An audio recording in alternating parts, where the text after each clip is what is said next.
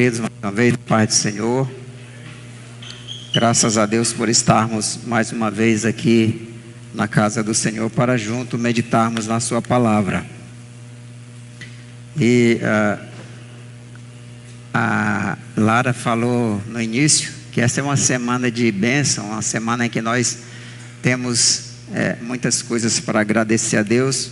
E eu estava meditando ali que logo que começaram aqui as transmissões dos cultos aqui na Betel, eu comecei a mandar os links das nossas transmissões para dois irmãos meus, uma irmã que mora em Minas e um irmão que morava no Pará. E eles assistiam, a minha irmã até participou de algumas orações pela manhã, eu mandava o link da oração também, e ela está atualmente frequentando uma igreja lá em Frutal, em Minas Gerais. E o meu irmão mudou-se do Pará para o Maranhão. Ele está na rota que nós devemos fazer essa semana, que nós vamos visitar a mãe da Luciete. E eu lembro que eu comecei a mandar os links para ele. E uma vez ele me disse assim: mano, eu não vou poder assistir o culto, eu vou deixar para assistir depois, porque está coincidindo com o horário do culto na igreja aqui perto e eu estou frequentando. Eu fiquei muito feliz, né? E ainda agora há pouco eu mandei uma mensagem para ele e ele disse assim: mano, eu não vou poder ler a sua mensagem agora, eu respondo depois, porque eu estou no curso de batismo. E aí antes de eu sair aqui para o culto, ele mandou uma outra mensagem, um áudio dizendo o seguinte: olha, dia 6, neste próximo domingo, eu vou estar me batizando. E, coincidentemente, provavelmente vai ser o dia que eu vou chegar na casa dele. Então, possivelmente, eu até esteja presente no batismo dele, né? Então, é motivo de alegria, graças a Deus. E, aliás, esses dois irmãos meus, de quase 20 que estão vivos ainda, eram os dois últimos mais arredios. Todos os outros estão frequentando a casa do Senhor, estão congregando em alguma igreja, graças a Deus, são parte do corpo de Cristo. Vamos então para a palavra, irmãos. Eu trouxe apenas um versículo para iniciarmos a nossa mensagem de hoje, que é o Salmo 23, o versículo 1. E os irmãos conhecem de cor, né? O Senhor é o meu pastor, nada me faltará. Eu poderia colocar os textos dessa pregação na NVI?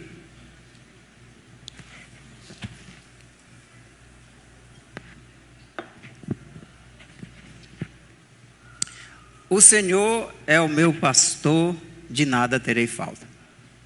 Aliás, essa diferença de termos nas duas versões, eu ia até ressaltar aqui, o pastor Ismael está aqui, o pastor Ismael pregou sobre este salmo no domingo passado, né? Nós não vamos repregar a pregação dele, tá, irmãos? Nós não vamos refazer o que ele disse, nem desfazer o que ele disse, mas nós gostaríamos de meditar um pouquinho mais sobre o que diz esse salmo. E esse primeiro versículo especialmente, o que nos chama a atenção nele, na maioria das versões, e até na Almeida atualizada, que foi colocado agora há pouco, é que o Senhor é o meu pastor, nada me faltará. E eu confesso que por muito tempo nós entendemos esse salmo como dizendo o seguinte: nós temos uma fonte de provisão inesgotável, então o Senhor é meu pastor, não vai me faltar nada, tudo que eu precisar, Ele vai me dar. Me diga se não era assim que nós entendíamos, me diga se não é assim que nós às vezes entendemos. E é verdade, queridos, é verdadeiro que realmente nós temos um Senhor que tem todo o poder de nos prover todas as coisas, todas as nossas necessidades. Não estamos negando essa realidade. Contudo, o que nós entendemos hoje por esse texto, e a NVI ajuda nesse entendimento, o Senhor é o meu pastor, de nada terei falta, é que pelo fato de que nós temos esse pastor, ele já é suficiente na nossa vida. Aleluia. As demais coisas nos serão acrescentadas. Ele é a nossa suficiência. Ter esse pastor é tudo que nós precisamos. Aleluia. E aí eu lembro que Pedro, quando as pessoas começaram a achar o discurso de Jesus muito duro e começaram a se afastar, e aí quando os demais discípulos se afastaram e ficaram só os apóstolos, Jesus diz assim para eles: e vocês, não vão embora também não? E aí Pedro diz assim: Senhor, para onde iremos nós? Só tu tens a palavra da vida eterna. Traduzindo assim: Senhor, para onde nós vamos? Tu és tudo para nós. É esse pastor que nós temos, e que é tudo para nós, e que as demais coisas são apenas consequências da sua bondade e da sua misericórdia que é derramada sobre as nossas vidas. Então, continuando dentro desse tema do Salmo 23, nós temos assim algumas considerações a trazer ainda, e eu gostaria de falar justamente sobre a mentalidade que muitas vezes nos alcança, nos atinge, que é a mentalidade da escassez. O pastor Ismael até pincelou rapidamente aqui sobre esse assunto, mas eu gostaria de trazer esse assunto um pouco mais a fundo hoje, para nós entendermos o que é e mudarmos essa mentalidade. Eu até achava que esse conceito era teológico, mentalidade da escassez. E eu fui pesquisar sobre o assunto e descobri que não é um conceito teológico, é um conceito acadêmico. Eu não vou me arriscar a dizer aqui o nome dos acadêmicos que trataram desse assunto, né? Porque eu vou passar vergonha, né? Mas assim, são acadêmicos que cunharam esse conceito, ou pelo menos trataram desse conceito.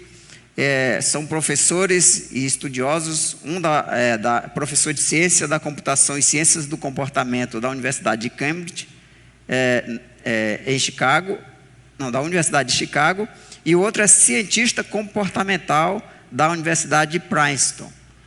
São esses dois cientistas que estudaram esse tema da mentalidade da escassez. Você já tinha ouvido falar desse conceito antes, ou só aqui na igreja? Que eu acho que aqui nós já falamos um pouco sobre ele, né? Então, embora não seja um conceito que seja dentro de um conceito teológico, é um conceito que está amplamente discutido dentro da Bíblia, apresentado dentro da palavra de Deus. Nós podemos perceber em vários conceitos bíblicos o Senhor a palavra de Deus apresentando esse conceito, embora não esteja nomeando dessa forma. Mas, veja só, queridos, o Senhor cuidou dos israelitas por 40 anos no deserto. Os irmãos sabem disso. O Senhor tirou o povo do Egito com grande poder, conduziu pelo deserto, atravessou o Mar Vermelho, milagres após milagres, e sustentou esse povo no deserto por 40 anos. Quando eles já estão perto do Rio Jordão ali, depois de 40 anos, para entrar na Terra Prometida, o Senhor faz um comentário acerca do que foi feito, do que aconteceu, como Deus conduziu o seu povo ali, e Moisés faz dá uma série de conselhos e até relembra a lei do Senhor, porque muita gente ali era nova, não estava no Monte Sinai, ou pelo menos era criança quando estava no Monte Sinai que o Senhor deu a lei, e Moisés relembra toda a lei, por isso o nome é Deuteronômio, é a segunda lei. E é uma coisa que o Senhor ressalta, é o que Ele fez por esse povo ali no deserto, o que Ele fez por esse povo ao longo dessa caminhada. Vamos ver Deuteronômio capítulo 8, pode colocar para mim os versos 4. Olha, as roupas de vocês não se gastaram, nem os pés de vocês se incharam durante esses 40 anos. Você já pensou uma roupa durar 40 anos? Tem outra versão que fala das sandálias, e nem as sandálias se desgastaram durante 40 anos. Olha que maravilha, queridos. Ou seja, até nisso era um milagre de Deus, e o povo talvez não estivesse percebendo, né? A grandiosidade do que Deus estava fazendo. Veja o verso 15 e o verso 16. Ele os conduziu, aqui Moisés agora falando para o povo, né? Falando o que Deus fez. Ele os conduziu pelo imenso e terrível deserto, por aquela terra seca e sem água, de serpentes e escorpiões venenosos. Ele tirou água da rocha para vocês, os sustentou no deserto com o maná que os seus antepassados não conheciam. Então veja, querido, o que Deus fez por esse povo. Mas será que eles foram gratos por isso? Será que eles agradeceram a Deus por tudo que Deus fez, pelos milagres que Deus fez por eles? Será que eles lembravam diariamente ao acordar, diziam: olha aqui o maná mais uma vez? Porque o maná continuou caindo até que eles entraram na terra de Canaã e começou a produzir. Até lá ainda caiu o maná. Mas será que cada manhã, quando eles acordavam, quando eles levantavam, que eles viam o maná espalhado pela terra, eles diziam: graças a Deus, mais um dia de bênção, o Senhor está nos dando maná mais uma vez. Será que era isso? Em vez de louvar o Senhor e serem gratos, eles reclamavam. Reclamavam até pela falta de cebola, de falta de coentro. Vocês lembram disso, né? Olha o que diz o Salmo 106, os versos 21 em diante. Esqueceram-se de Deus, o seu Salvador, que fizera coisas grandiosas no Egito, maravilhas na terra de Cã e feitos temíveis junto ao Mar Vermelho. Eles simplesmente esqueceram disso, querido, do que Deus estava fazendo. Veja o verso 25. Queixaram-se nas suas tendas e não obedeceram ao Senhor. Amados, será que não é isso que muitas vezes nós fazemos? A gente pede as bênçãos do Senhor, o Senhor nos dá as bênçãos, o Senhor nos dá a vida, saúde, emprego, trabalho. E será que nós estamos realmente sendo gratos a Deus, ou nós estamos olhando apenas para as coisas que nós não temos? Como aquele salmista do Salmo 73, que ele olha para o ímpio, o rico ali do seu lado, que mora na casa do lado, ele diz: Senhor, eu não concordo, Senhor, eu não aceito isso, que aquele ímpio, aquele pecador, aquele que não te obedece, aquele que blasfema do teu nome, e ele está ali com o carrão na porta, está bem de vida, e eu estou aqui sobrevivendo. Era assim a mentalidade do salmista no Salmo 73, até que o Espírito Santo abriu o seu entendimento. Essa mentalidade da escassez, querido, em que nós não olhamos para aquilo que Deus está nos dando, não olhamos para as bênçãos que estão sendo derramadas sobre a nossa vida a cada dia, mas olhamos apenas para aquilo que está faltando. Como dizem as pessoas, né? Não olhamos o copo meio cheio, olhamos o copo meio vazio. Essa é a mentalidade da escassez. E agora eu estou vendo que é um conceito científico, é um conceito acadêmico, ou seja, isso está enraizado no coração humano. Mas eu espero sinceramente que Deus não permita que isso aconteça na minha vida e nem na sua vida. Que nós, com a ajuda do Espírito Santo e com o desenvolvimento da nossa fé e confiança no Senhor, nós possamos também desenvolver um coração agradecido, um coração que olha para as maravilhas do Senhor, para as bênçãos do Senhor e louva a Deus por aquilo que Ele está fazendo nas nossas vidas. Há 10 anos atrás, no Egito, 10 irmãos nossos foram decapitados. 9 deles eram crentes em Jesus e escolheram não negar o nome de Jesus. Depois os nossos irmãos que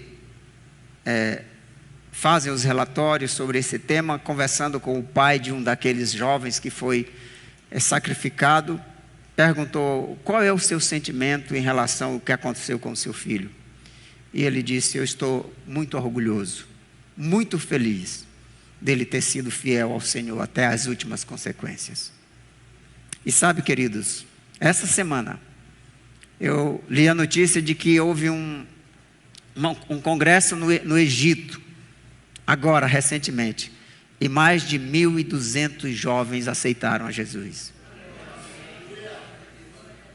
Então, em vez de olhar apenas aquilo que nos causa dor, nos causa sofrimento, aquilo que é realmente algo a ser lamentado, ou muitas vezes algo pelo que nós devemos clamar ao Senhor, talvez, né, por livramento, pela bênção do Senhor sobre a vida daqueles irmãos que estão ali sendo perseguidos, mas talvez por causa de testemunho como esse, de jovens que escolheram ser fiéis ao Senhor, o Senhor transforma tudo isso em bênçãos.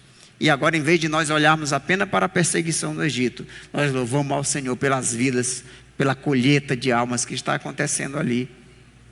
Então nós devemos escolher viver sob uma mentalidade da abundância, em vez de viver sob essa mentalidade da escassez. A mentalidade da escassez ocorre Quando a pessoa tende a enxergar as situações da vida pelo prisma da falta de recursos, ela se manifesta como uma sensação de ter mais necessidades do que recursos. Ela se manifesta por essa sensação de que falta dinheiro, que falta tempo e até falta de relacionamentos.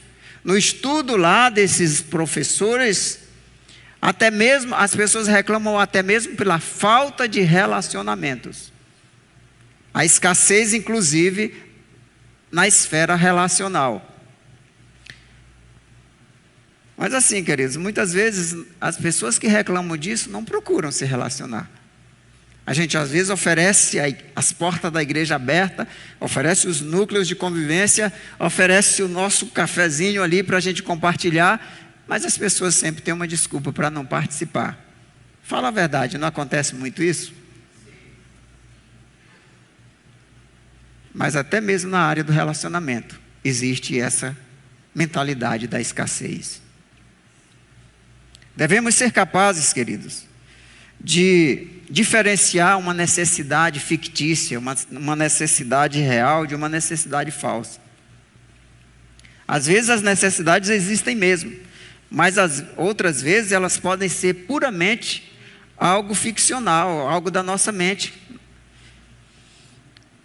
Adão e Eva, eles tinham tudo o que precisavam lá no jardim. É verdade ou não? Inclusive a presença do Criador, né? Todo dia. Tudo que eles precisavam, eles tinham ali. Até no dia em que a serpente chegou com aquela conversa mole para Eva. E aí a Eva, de repente, descobriu que ela estava descontente com alguma coisa. Ela descobriu que faltava alguma coisa, que estava fazendo falta alguma coisa. Ela descobriu, a serpente convenceu Eva de que lhe faltava algo. E que ela tinha que comer do fruto para suprir aquela necessidade. Ao invés de olhar para tudo que o Senhor tinha provido, ao invés de olhar para todos os frutos, todas as bênçãos que Deus tinha dado para o casal, Eva olhava apenas para aquela fruta que o Senhor tinha dito que ela não podia comer. E disse, ela é agradável aos olhos e deve ser saborosa. Não era uma necessidade real. Era uma necessidade fictícia. O diabo, ele é mestre. Ele é especialista em criar falsas crises nas nossas vidas, para nos desviar do foco daquilo que é importante. E nós precisamos estar atentos quanto a isso.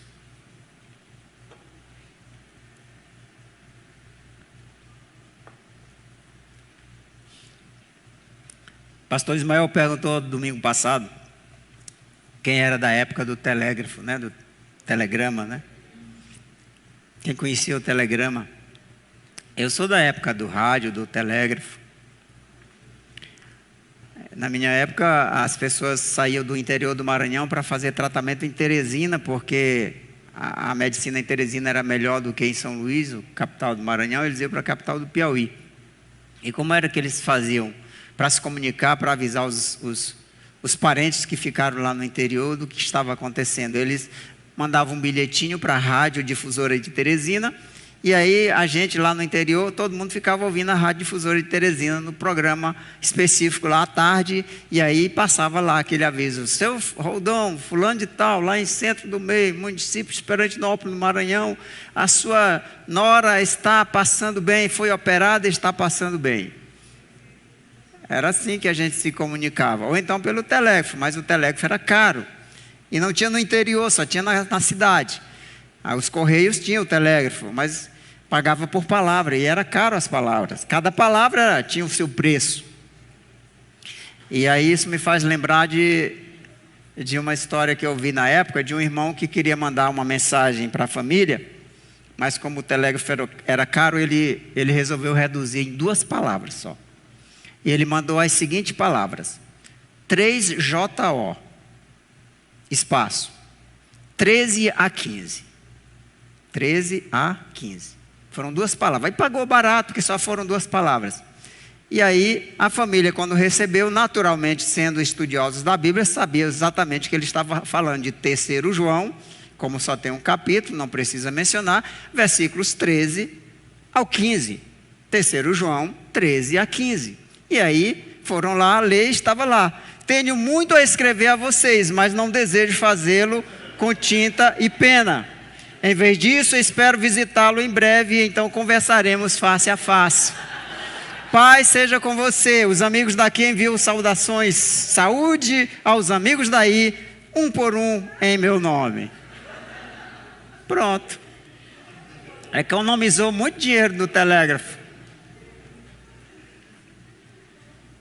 Mas assim, brincadeiras à parte, irmãos, aconteceu muitas vezes comigo de estar num ônibus, por exemplo, entre uma cidade e outra e ter uma necessidade premente de falar com alguém, de dar um aviso, de explicar alguma coisa, ou planejar alguma coisa para a minha chegada, ou avisar de alguma coisa, mas eu não tinha isso. Na minha época não tinha isso. Aconteceu muitas vezes isso. Isso era uma necessidade real. Mas olha, a modernidade é especialista em criar problemas que não existem, necessidades que não existem, e depois vender a solução. Tem muita coisa que a gente usa hoje na nossa vida, que a gente nunca tinha sentido falta, até alguém criar essa necessidade para nós. Se você procurar pensar nisso, procurar na sua vida, você vai encontrar muitas delas. Eu vou citar uma só aqui, que é meio polêmica, justamente porque é polêmica. Porque não é muito falada. Porque as que são comentadas, talvez você já viu a câmera fotográfica, depois o celular. Mas uma relacionada com o sol.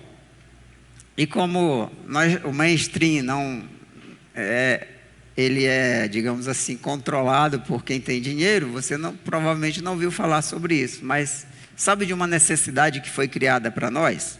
A necessidade do protetor solar. Existem pessoas sérias, que eu tenho ouvido e confio no testemunho deles, que dizem que alguém resolveu dizer que o sol fazia mal. E claro, se o sol fazia mal, ele ia vender agora uma solução, protetor solar. E aí todo mundo começou a comprar protetor solar. Só que a falta de sol gera em nós o quê? Me respondam aí, vocês mesmos. Falta de vitamina D. Então agora as pessoas vão precisar de vitamina D. O que é que nós vamos fazer? Vamos vender vitamina D. Quem aqui tem parentes que viveram na roça a sua vida toda? Tem alguns, olha só. Meu avô, meu pai, muitos dos meus irmãos viveram na roça trabalhando de sol a sol. Nunca usaram protetor solar e nenhum morreu de câncer de pele. Então, esse é só um exemplo de uma necessidade que foi criada para depois vender uma solução. É polêmico? É. Você pode escolher qualquer um dos lados da história. Mas existem muitos outros exemplos. Na história da medicina, na história da tecnologia e em tantas outras histórias. O que eu estou querendo dizer com esse exemplo é que o inimigo, e aí eu estou dando um exemplo que não é espiritual, o inimigo ele é mestre em criar situações, ele é mestre em criar falsa sensação de necessidade, falta de alguma coisa na nossa vida, para que a gente depois tente preencher isso da forma que não agrada a Deus. O jovem, por exemplo, vem sendo doutrinado a vida inteira de que ele precisa de sexo desde jovem. E cria essa sensação de necessidade, essa falta na sua vida que ele precisa preencher. E aí o jovem cai em pecado porque quer viver uma sexualidade descompromissada, contrária aos princípios da palavra de Deus e com todas as consequências que isso traz. Então não somente isso, mas tantas outras. Eu já trabalhei em equipes, já trabalhei em ambiente de trabalho em que o fato de você ser fiel à sua esposa, de você não ter um galho lá fora, um amante lá fora, era algo visto como uma fraqueza, que as pessoas quando se reuniam no cafezinho era para contar das suas puladas de cerca. Se você não fazia isso, você era um frouxo, você era um menos homem do que os outros. Eu lembro que eu fui a uma reunião em Recife, e eu e um outro rapaz que morava em Recife, que era cristão também, quando terminou a reunião oficial do banco lá, nós nos despedimos e saímos, porque eles iam sair para um lugar lá, eu não lembro o nome, e a gente disse, não, eu e o rapaz lá dissemos, não, nós não vamos. Aí eles ficaram chamando a gente de pombinhos. Aí eu pensei assim, eles estão brincando porque nós estamos saindo os dois juntos. Aí alguém disse, não, eles estão chamando vocês de pombinho porque o pombo, ele é fiel à sua esposa. O pombo, depois que ele forma o casalzinho, ele vai viver a vida inteira até morrer só aquele casalzinho. É por isso que eles estão chamando vocês de pombinhos, que vocês são fiéis à esposa de vocês. Ou seja, cria uma mentalidade de necessidade. Eu preciso me relacionar fora do casamento para ser feliz, para ser homem. Veja que mentalidade. E assim, eu estou dando exemplos assim, bem exacerbados, para que a gente pense, imagine, perceba como o inimigo é sagaz em criar necessidades que não existem na nossa vida. Ele é especialista nisso. E assim, no dia a dia, eu comi muito feijão cozinhado na lenha. Depois veio o carvão, veio o gás, veio o fogão elétrico, indução. A tecnologia vai avançando e a gente vai precisando dessas coisas, né? Vai se tornando uma necessidade na nossa vida. Mas eu acho que ninguém quer voltar a cozinhar na lenha aqui, né? Acho que não, né? O avanço tecnológico, ele é inevitável, ele é muito bem-vindo, mas a gente precisa ter cuidado para não colocar essas falsas necessidades na nossa vida. E depois ficarmos correndo feito um louco na tentativa de suprir essa necessidade que antes nós não percebíamos que tínhamos.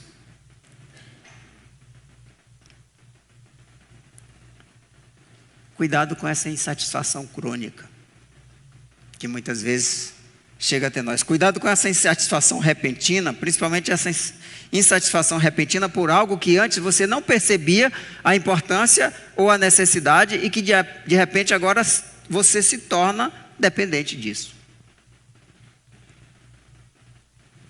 As pessoas que se deixam dominar por esse mal nunca estão satisfeitos, porque sempre vai aparecer uma nova necessidade, uma nova dependência. Aí às vezes a pessoa precisa de um emprego, aí pede um emprego. Não, mas aí o salário não está bom, preciso subir de cargo, tal. Aí daqui a pouco ele começa a reclamar, olha, eu não tenho tempo para a igreja, eu não tenho tempo para os amigos, não tenho tempo para a família, as responsabilidades são muitas. Então, assim, e aí começa a usar a falta de tempo, das responsabilidades para justificar algo que é outra coisa. Na verdade é um desinteresse pelas coisas do reino de Deus.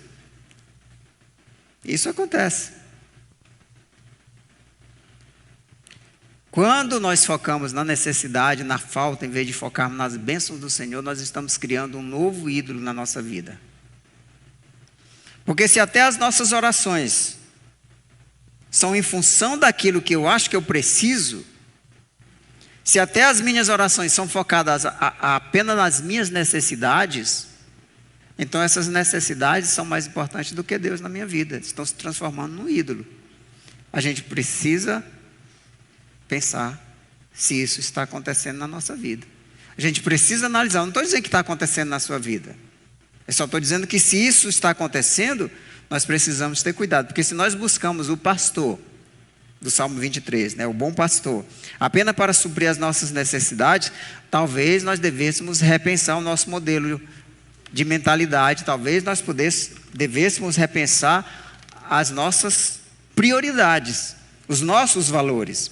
Aliás, tem uma frase atribuída a Spurgeon que eu acho muito interessante. Não sei se realmente foi ele que falou, mas é atribuída a ele. Ele diz o seguinte: se você serve a Deus pelo dinheiro, você é capaz de servir o diabo por um salário melhor.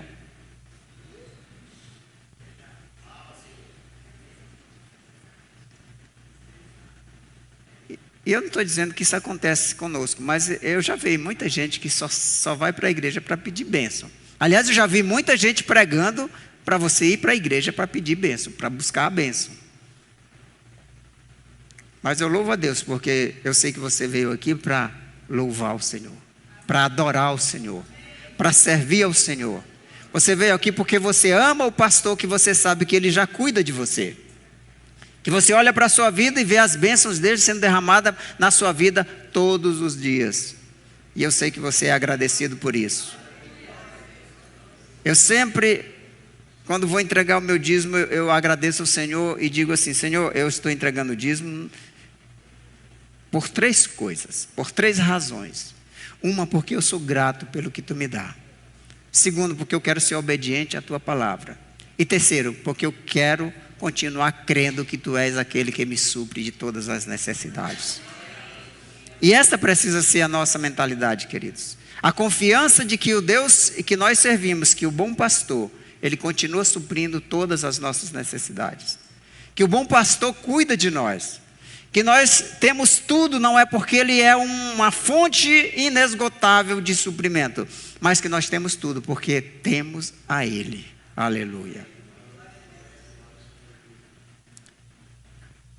Quando essa mentalidade nos atinge, acaba que ela se transforma numa desculpa para tudo. Falta de tempo justifica todas as coisas. A gente começa a não priorizar as coisas de Deus e alega que é porque não tem tempo. Falta tempo para se exercitar, falta tempo para orar, falta tempo para participar das atividades da igreja, para se capacitar melhor para o próprio trabalho secular mesmo. E na verdade, para onde está indo o tempo? Porque tempo todos nós temos igual. Todo mundo tem a mesma quantidade de horas. Para onde está indo esse tempo? É uma coisa que a gente precisa analisar. Não é que falte tempo, o que falta mesmo ou é motivação ou é prioridade. E aí, por curiosidade, quando eu estava pensando sobre isso, eu resolvi abrir meu celular e eu descobri que aqui nas configurações tem uma coisa interessante. Se você for até o final das configurações, tem um item, aqui não é bem no final, aqui, mas é perto do final, bem-estar digital. Aí eu abri o bem-estar digital e aqui em cima tem um gráficozinho. Tem como essa câmera focar aqui para mim? Aqui. Bem aqui em cima, bem nessa barrazinha aqui de cima, tem um gráficozinho. Não sei se vai dar para ver aí na câmera. Quando eu cliquei nesse gráficozinho, apareceu o seguinte: relatório semanal. Aí é um gráfico de um relatório do tempo de uso do celular, dizendo como eu usei, onde eu usei, o que eu consultei, onde eu consumi meu tempo. E eu não vou deixar vocês verem a quantidade, porque eu vou ficar com vergonha. Ainda bem que a câmera está só focando ali, está meio desfocado. Não dá para ver não, né? Aí, olha, estão dizendo que deu para ver, olha. Meu Deus. Estou vermelho agora. Não vou mostrar de novo, não. Por curiosidade, olhe isso, porque eu fiquei com vergonha. Eu não fiquei com vergonha, não foi só agora não, eu fiquei com vergonha lá em casa quando eu olhei. A verdade, queridos, é que nós temos tempo sim. A questão é onde está a nossa prioridade. Mas essa mentalidade da escassez vai fazer com que todas as vezes que eu preciso disponibilizar esse tempo para alguma coisa, eu só vou olhar que me falta tempo. Eu só vejo que me falta tempo. Eu não tenho tempo para isso, não tenho tempo para aquilo. Por quê? Porque a minha mentalidade não é que eu tenho 24 horas disponíveis e que eu tenho inteligência suficiente para administrar esse tempo. A minha mentalidade é só que me falta tempo. E as pessoas até dizem assim: eu precisava de um dia de pelo menos 25 horas, 30 horas. As pessoas dizem isso. Por quê? Porque eu tenho uma mentalidade da escassez. E da mesma forma é na área financeira, queridos. Não ofertamos, não damos o dízimo, não ajudamos as pessoas que precisam de nós, porque falta dinheiro. Será? Será que é isso mesmo?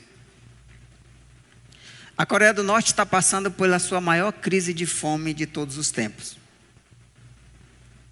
Recentemente eu vi notícias de soldados vendendo equipamentos militares para comprar comida, mesmo sabendo que isso poderia resultar em prisão ou até mesmo em execução.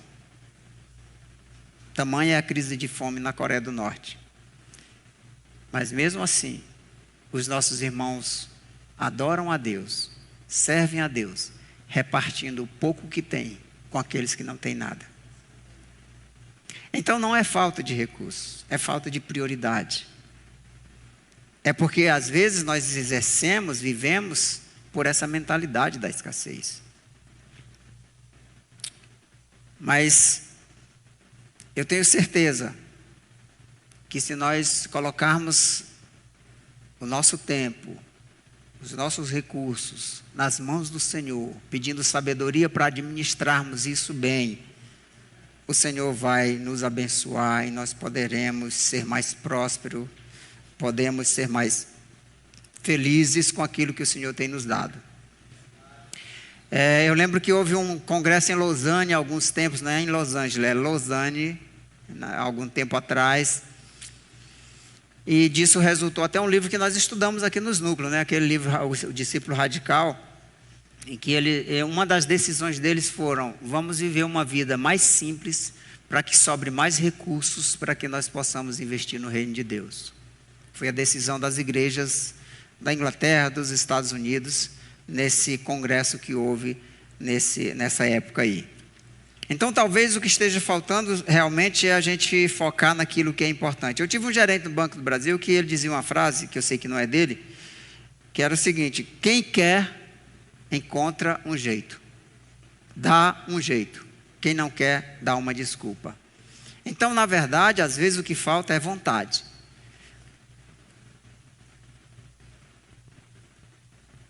Jesus certa vez disse para alguém que queria segui-lo. Chegou: mestre, eu quero te seguir, mas deixa primeiro eu sepultar meu pai. O que foi que Jesus respondeu para ele? Coloca o versículo aí para mim, queridos. Mateus 8:22. Jesus, porém, lhe disse: siga-me e deixe que os mortos sepultem os próprios mortos. A princípio parece uma coisa meio grave, assim, meio insensível da parte de Jesus. Há dois entendimentos aqui. Um deles é que ele estava dizendo que ele queria primeiro ficar com seu pai até que ele envelhecesse, morresse. Depois que ele morresse, ele ia seguir Jesus. Essa é uma das interpretações. Os teólogos aí que estão por aí devem saber que existe essa interpretação. Eu fico com a interpretação literal de que que aquele homem tinha morrido mesmo ali por aqueles dias, e que Jesus disse assim: não, deixa que a família enterra, vem e me segue. Eu leio isso aqui como Jesus dizendo o seguinte: foque naquilo que Deus está dando para você agora, esquece o que você perdeu. Às vezes nós ficamos focando naquilo que perdemos, ou naquilo que deixamos de ganhar, em vez de olhar para aquilo que Deus está nos dando. Ele estava tendo a oportunidade de seguir a Jesus, de fazer o reino de Deus acontecer naquele momento. Ele ficar ou não ficar para sepultar o seu pai era de pouquíssima importância naquele momento, diante da grandiosidade do que ele seria dali para frente. Talvez aquele jovem perdeu a oportunidade de ser um dos apóstolos, de ser um dos primeiros discípulos que levaram adiante o reino de Deus. Por quê? Porque ele focou no que estava perdendo e não no que ele estava ganhando de Deus naquele momento. Nós podemos seguir falando de outros exemplos, mas eu queria trazer à mente aqui o exemplo de Paulo, que todos nós conhecemos e que temos ali aquele texto de Filipenses capítulo 4, pode colocar para nós aí, o verso 12 e 13 de Filipenses: sei o que é passar necessidade e sei o que é ter fartura. Aprendi a passar por toda e qualquer situação, seja bem alimentado, seja com fome, tendo muito ou passando necessidade. Verso 13: tudo posso naquele que me fortalece. Quando a nossa mentalidade é a mentalidade da abundância, em vez da mentalidade da escassez, a gente olha e percebe que a gente consegue viver com aquilo que o Senhor nos deu. Quando João estava batizando, antes, preparando o ambiente para o ministério de Jesus, teve um soldado que chegou para ele. Eu imagino que seja um soldado romano. E disse assim: e aí, quanto a mim? Aí ele, porque talvez ele pensou: eu sou um soldado romano, eu sou um militar, eu preciso usar a espada. O que João disse para ele? Se contente com o seu salário. Porque certamente naquela época eles usavam do excesso de autoridade deles, exacerbavam da autoridade para extorquir o povo. Mas aí ele disse: se contente com o seu soldo. Então o que Paulo está nos ensinando aqui que nós devemos aprender a viver com aquilo que Deus tem nos dado. E esta é a melhor forma de nós não darmos ouvidos à serpente, de não darmos ouvido a Satanás. Não se trata, queridos, de viver de uma forma irresponsável. Não se trata de deixar de planejar o futuro, de se preparar para o futuro, de se capacitar. Não se trata disso. Mas de reconhecer que Deus tem nos dado e que Ele tem o melhor para nós. A verdade é que nós não temos nada mesmo. Teve alguém que já disse o seguinte: tudo que eu tinha Jesus levou, porque tudo que eu tinha era só pecado, e Ele já levou na cruz. Mas com Ele nós temos tudo o que precisamos. Tudo é dele, para Ele, somos todos dele, mas é por isso mesmo é que Ele cuida de nós. E aí, voltando lá a Deuteronômio 8, olha o que diz os versos 17 e 18. Não digam, pois, no coração: a minha capacidade e a força das minhas mãos ajuntaram para mim toda essa riqueza. Verso 18.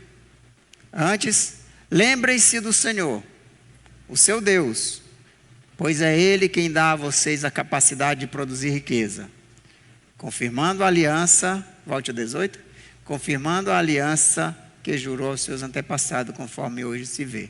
Então veja que o que o Senhor está pedindo é que a gente reconheça que mesmo a nossa capacidade de gerar riqueza, ou seja, as nossas habilidades profissionais, o nosso conhecimento, o nosso emprego, tudo é dádiva de Deus. Nós só precisamos reconhecer isso, sermos gratos ao Senhor por isso que Ele tem feito para nós. Então, ser gratos pelo que temos recebido do Senhor, em vez de lamentar pelo que não temos, é algo que nós podemos aprender. E é o que diz o versículo lá de Filipenses. Volta lá, Filipenses 4. O que Paulo diz assim? Diz lá, ele diz: aprendi, veja lá o segundo parágrafo, aprendi a passar por toda e qualquer situação. Então é algo que pode ser aprendido, envolve decisão e exercício da nossa parte. Talvez não possamos fazer exercícios físicos todo dia, mas exercitar a gratidão, exercitar o nosso louvor a Deus, a gratidão a Deus pelo seu cuidado, isso nós podemos fazer todo dia. Isso nós devemos fazer todo dia. E olha só, queridos, não se trata aqui de confissão positiva. Não se trata aqui de negar a realidade do sofrimento, das necessidades reais. Não se trata aqui de dar uma palavra de ordem e vir à existência aquilo que não existia, porque isso só Deus pode fazer. Isso é confissão positiva e isso não é bíblico. Mas se trata, não é isso, mas se trata de entender que Deus cuida de nós. Se trata de vivermos de uma forma abundante com aquilo que Deus colocou em nossas mãos. Até mesmo repartindo com aqueles que têm menos que nós. Nós podemos viver uma vida de escassez ou uma vida de abundância. Depende da nossa mentalidade diante daquilo que Deus tem feito por nós. Então, se nós insistirmos, e eu não estou dizendo que isso acontece com você, mas se nós insistirmos em vivermos essa mentalidade de escassez, nós estamos pecando contra Deus. Estamos pecando contra o Senhor, porque não estamos reconhecendo a sua bondade, a sua misericórdia, que tem sido dispensada sobre as nossas vidas. Aquilo que Deus tem feito por mim e por você a cada dia. Mas eu tenho convicção de que Deus tem feito de você uma pessoa abundante, uma pessoa generosa, uma pessoa agradecida, uma pessoa que certamente não vive essa mentalidade da escassez. Amém, queridos? Que Deus nos abençoe.